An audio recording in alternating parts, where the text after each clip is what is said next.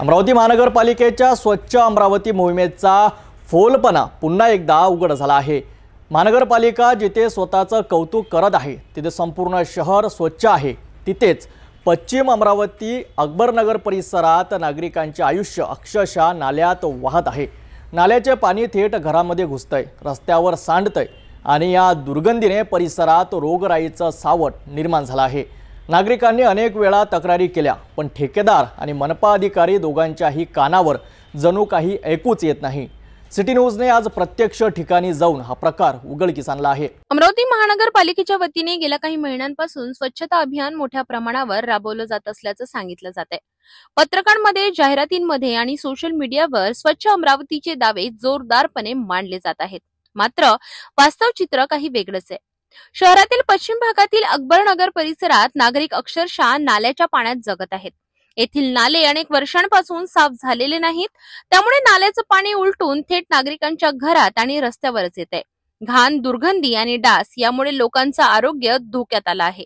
स्थानिक नागरिकांनी अनेक वेळा महानगरपालिकेकडे तक्रारी दाखल केल्या।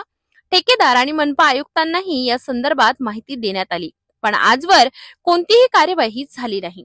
मनपाच्या दुर्लक्षामुळे नागरिकांचं दैनंदिन जीवन विस्कळीत झालं आहे।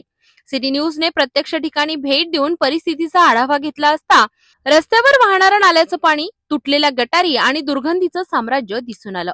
स्वच्छ अमरावतीचा दावा करणाऱ्या प्रशासनाच्या या ढोंगीपणामुळे लोकांमध्ये प्रचंड संताप आहे। नागरिकांनी आता मनपाकडून तात्काळ नाले सफाई आणि रस्त्याची स्वच्छता करण्याची मागणी केली आहे, अन्यथा मनपाच्या विरोधात आंदोलन करण्याचा इशाराही त्यांनी दिलाय। मैं अकबरनगर हारून भाई वायरमैन के पीछे की नाली है। ये नाली को कम से कम 2 से 2.5 साल हो गए जो सफा नहीं हो रही है।